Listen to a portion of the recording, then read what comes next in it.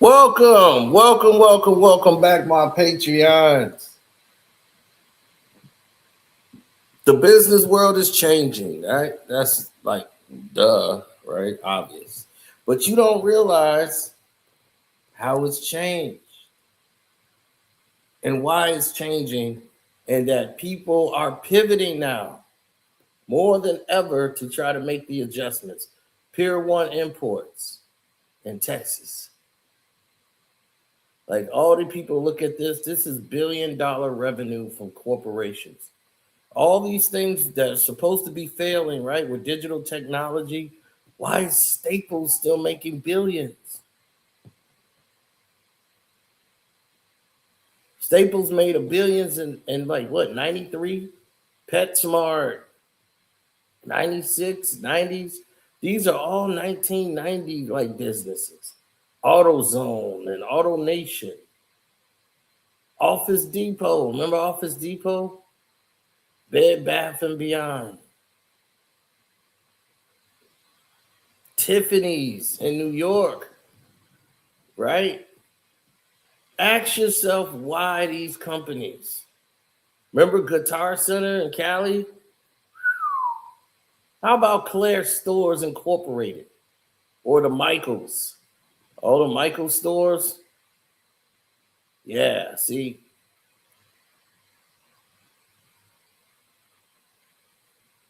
near Portland, Oregon, they got Hollywood Entertainment Corporation. All of these companies and many more are doomed. See, they're fragmented retail structures, and they give away to what is called a larger consolidate dealership. Okay, while demand for cars are that's relatively flat.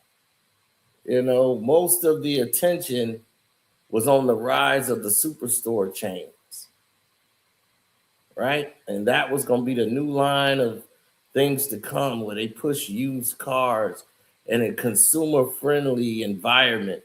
The superstore chain stores, like I just told you, like Auto Nation and stuff, they are on mass merchandising with the category killer concept. That's what we was talking about before, right?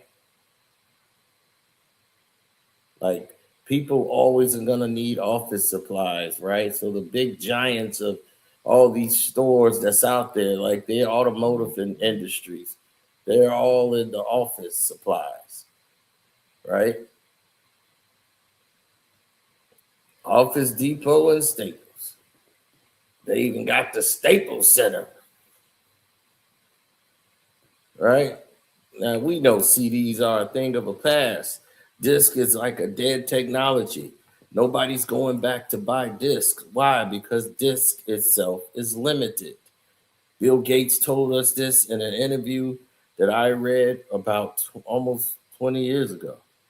Had to be like 2005 or 2007. And when I read that interview, I said, oh my God. I sat there and read that and thought right then and there, like, he's right. Microchips have quadruple the amount of space. One little microchip has the space capacity that's limitless, but yet they're still pushing DVD technology. Why? Because they had to make money off of it. Even though it was an extinct technology, they had to continuously do it. It was like, why are they making regular DVDs when they're Blu-rays?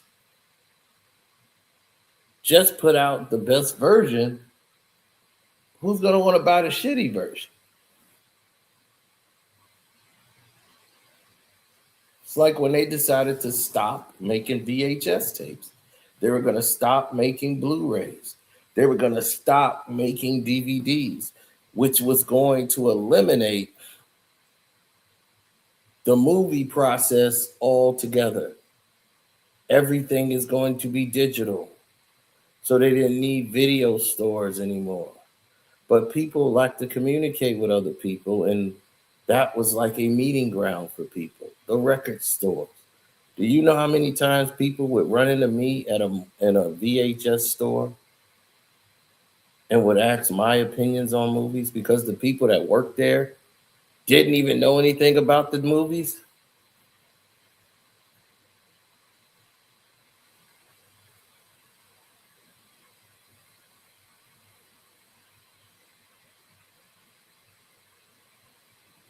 Now, the guy, what was his name? Tom Schemberg, right? The guy that was at Staples.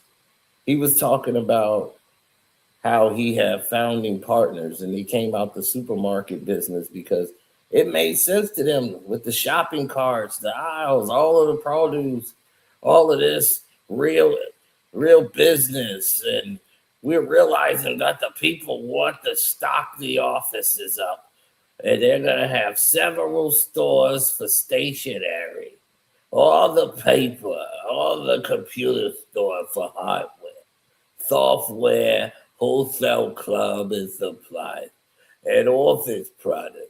In every corner, yeah, they will do that.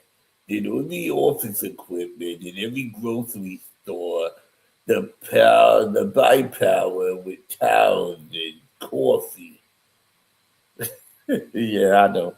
Voices be crazy, but that's how I gotta put it. So why not the products be in one place, right? That's what they says. Because see, Staples found this out that the size of the opportunities and all of this potential demand for big market is driven by what? The need, right? And they also know that once you're in this business, you're competing against established companies, either by virtue, concept, or the execution, either one of them. And that could destroy genuinely the speaking of the founders and the business and some keen sense of a supply chain management. You know, people spend a lot of time learning about doing underground work to understand the process of what should be served and what shouldn't be served. When you're talking to small business owners and customers and trying to play this, this purchasing game, it's clear that, yeah, that looks like a huge opportunity to buy at scale and put these in every place in the world because older people like to buy things in bulk. That's why you got your Sam's Clubs and places like that because so they don't have to keep going out to the store. So Staples' value proposition was full selection, not by what the channel sold and stuff like that, but what the customer used, what they actually want to be under one roof. But let's do it at half the price. But technology then and now, that pretty much facilitated any type of what you say continued growth and productivity, right? That's going to allow people like retailers to share reduced costs with customers, and we're going to lower the prices. And then places like Staples and Office Depot, they're going to change its value proposition. They're going to say, oh, we're going to have experienced all this choosing products at the checkout aisles and all of this. Yeah, this is going to be how we're going to provide better service. People don't give a damn about that. Look, it was one of the first people to let customers order over the internet was Staples.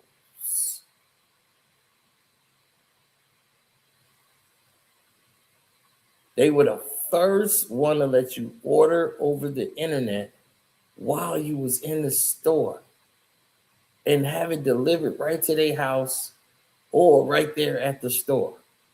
You could do that from the store. So there would be no superstores without technology. Staples benefited from that technology. The revolution in other ways as PC came into play, the whole market value place, the printers, all that stuff came in at a price. So while everybody keeps talking about big business, They don't realize the sacrifices that came before it. And people became much more accessible as things were under $1,000. That's what it's about, people. Getting everything under $1,000. It's not about selling the tech. It's about selling the consumables that the tech consumes.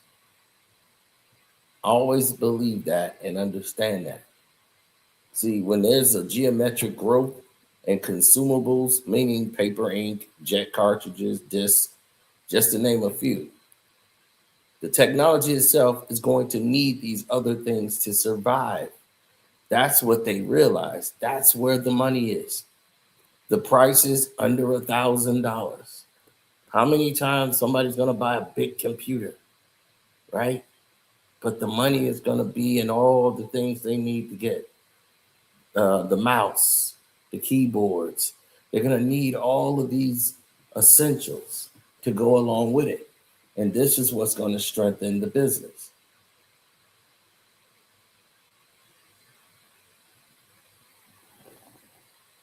Hopefully we are not overdoing it for you and you guys are able to follow suit.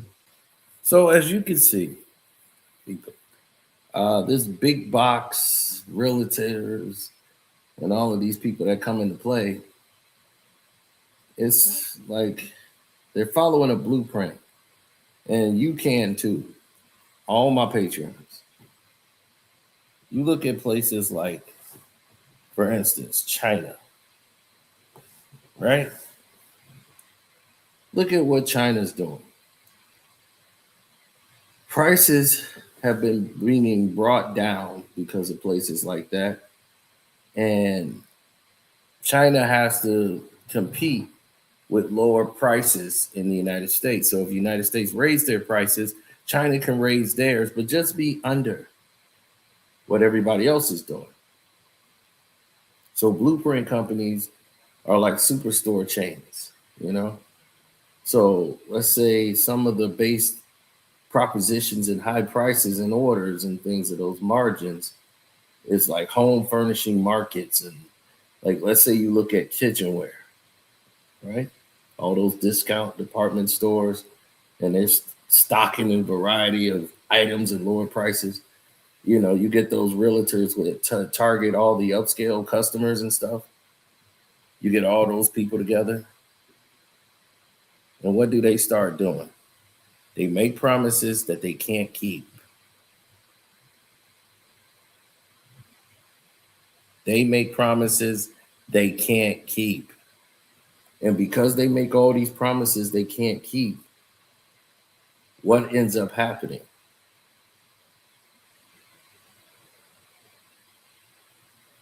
Lowered prices, targeted upscale customers, right? Unusual, distinctive, found nowhere else but here, right? They got to have a niche to bring you in. You look at all these other companies, it's always about a hook, the niche. We got to bring you in. There's nothing we can do better but to bring you on in. You got to understand how it was in the 14s and the 50s and everything else. Back in the days, before it was big business and everybody was small and out there in the world, they were bringing everybody in. And when they were bringing everybody in, you know what they were doing, people? They were saying it's about 7,000 of these little small chain stores out there. What did they do? They closed down the mom and pop shops and came out with the superstores. Now they can give it to you at a reduced price.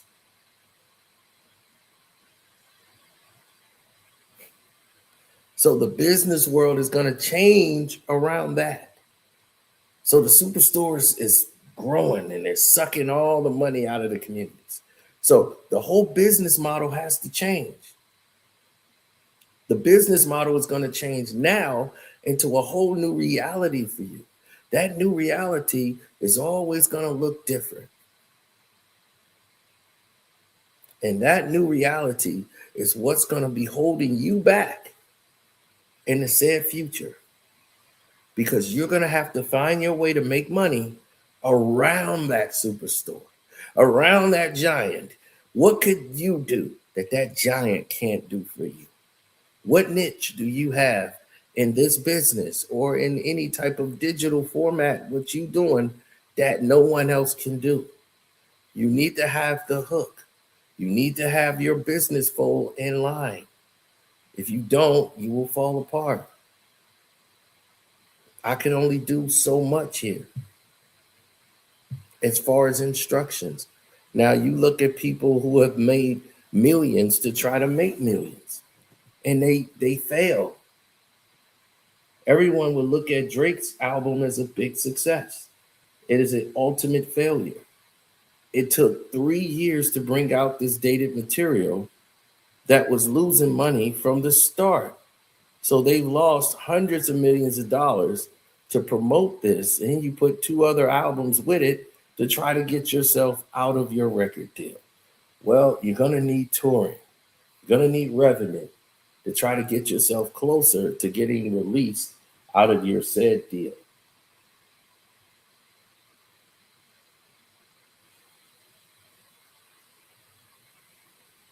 Now, let's go into insurance. Now we're going to go into the insurance phase, people, because I want to let you know that yes, insurance matters. The United States got one of the most advanced insurance industries in the world. You know that, right? We talk about that. Fire insurance, right? Marine, casualty insurance, life and death, all that property. The insurance business racks up $289 billion.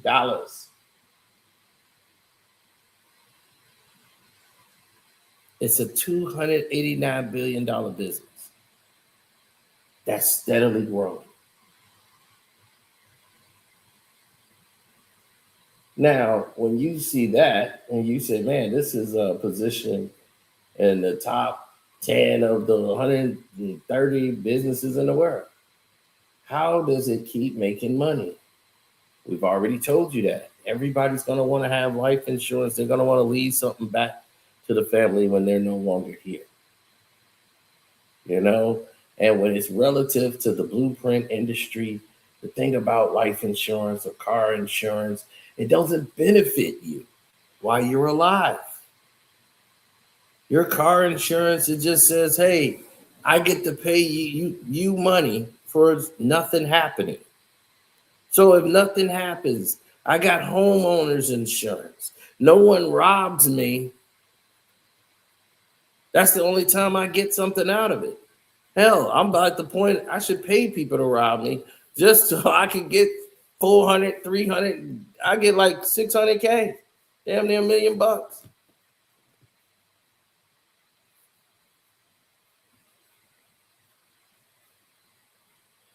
So when you see people say, hey, you don't have the money, I'm like, the money?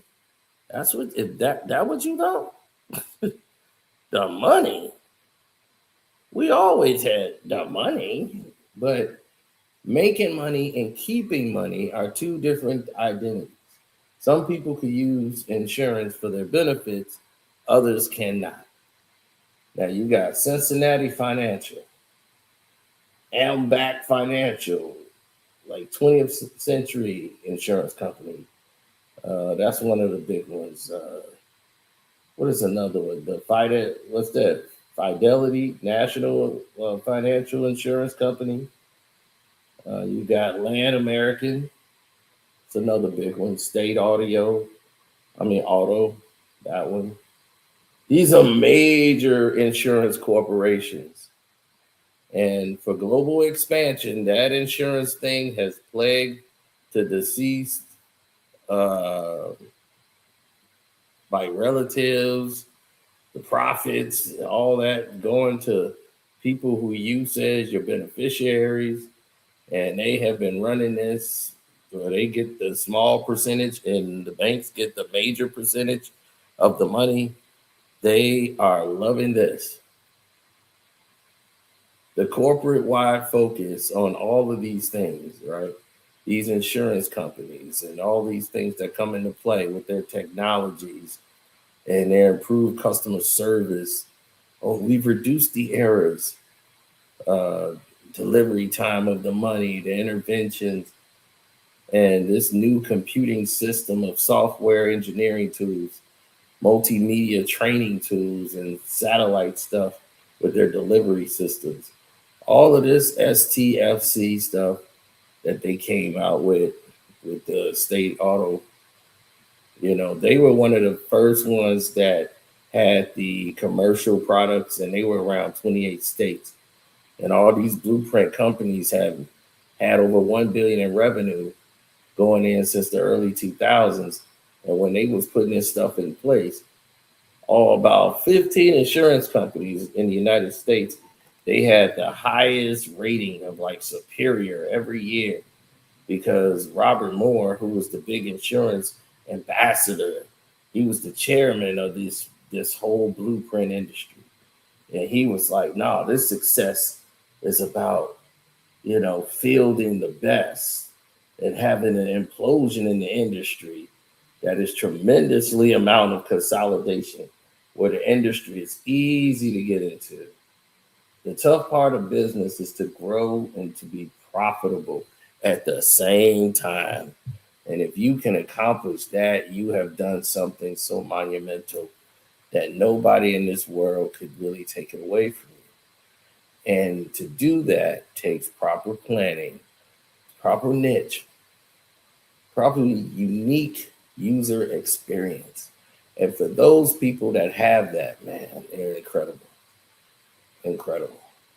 I could lay here on this couch, look at this wall, and just run all this down because it is so remarkable the play that they're using there.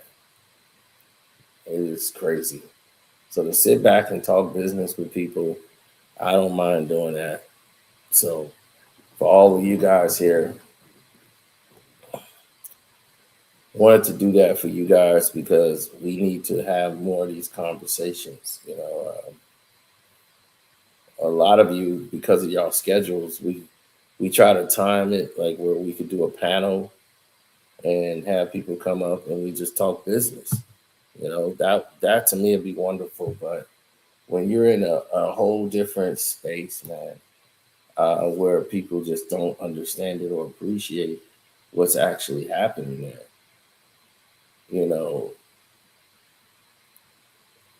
and you use in the insurance business as the model that you want to get into, you're looking at just extreme amounts of consolidation, man. So why it's an easy industry to get into. The toughest part is trying to grow and be profitable, like I told you.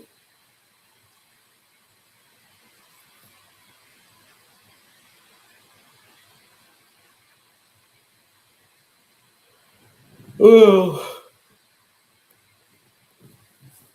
some of your questions are cool. I like that. Being cynical and stuff like that is like, look, we can see that today's industry is like high cycle to high noon, right? All the companies are making great returns for their investment incomes. And when you got like underwriting operation problems and stuff like that, and you got issues that y'all can iron out, right? But you've been in that situation before. There are so many insurance companies and the competition is intense. And some of these people with their teams of management, how they will decide their best strategy to grow by being irrational, aggressive on price and terms, all the conditionings, because that would inevitably lead to a market that is going to be an intensively competitive and, in your opinion, ultimately not beneficial to you, to the person that's signing up for it, because they're going to be dead and their family members are going to get the money. and it's not going to be none that they're going to retire off of.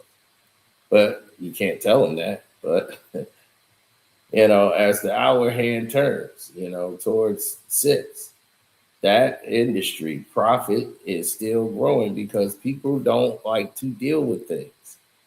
That's the niche. That's the key. That's the fundamentals of a good business, right? That is working for you. The people involved do not like to do anything. They delegate. This whole world is built on delegation. I've told you that. Delegation is key. We want someone else to do all our work for us. That's why we're in the state we're in. This is how people get taken advantage of. You don't have time. I don't have time to do my taxes. I have to hire people to do it. They screw it up. Now I got to get involved in doing the taxes because they can't do it. The whole world is revolving. It's a revolving cycle of an incomplete way to deal with situations and problems. It never gets resolved in the manner and the way it needs to be. So if you're an insurance agent and you're selling insurance because the market is so flooded, unless you're one of these major companies who have a major name, which sells itself, and you're independent in this game, you have to be one of the best there is. You got to be aggressive. You got to have a niche. You have to say, look, I'm not going to BS you. Not here to BS you. I get paid off commission. That's how I get my money. Once I get paid off commission, I don't get paid anymore. You got to consistently pay for life insurance, consistently every month. I'm not going to eat off that. Okay. Maybe the company will get a percentage or whatever. This is how I would sell it to them. But I'm here to tell you what the benefits that you're going to get. Because everyone thinks that the insurance company is here to rip them off. And that's right for you to think so. If you was to think anything other than, you would be stupid. And you're not a stupid person. You don't take me as a stupid person. You know why? Because you're sitting there listening to me talk to you. Now have a seat and I'll explain it to you in simplest of terms, where it's not complicated. You have beneficiaries, right, that you care about, that you want to leave money for in case of an incident that you're no longer here, right? And you want them to get the bulk of that money. We're here to make sure and acquire you get that, plus find ways that you can get bonuses that adds on to the money for as long as you're living. The longer you're with it, 5 years, 10 years from now, 20 years, the percentage keeps going up on how much they're going to pay towards your family member.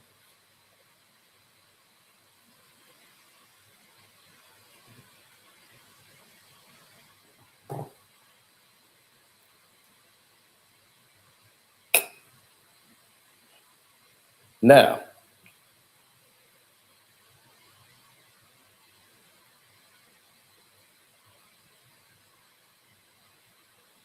I'm a no nonsense guy. And my thing has always been this: I have to believe in the product I'm selling. I could easily sell somebody something that's trash, but that don't work for me. Honesty is my quality. I come from honesty. I come from not wanting to be deceived. I come from all of this. So my approach is different. My approach is, hey, we need to be all in on this. We need to move forward on this. This is what we need to be a part of. That's where we come from. So that's where our brain is at. That's where our mind, our soul, our hearts is. It's not to deceive you, but to bring you into some perspective on what needs to be moving forward. So, yeah, the business world is changing, but some of the core values remain the same. But we'll put a plug in this. We'll come back later and do this, and I can sit back, chill, and talk to y'all.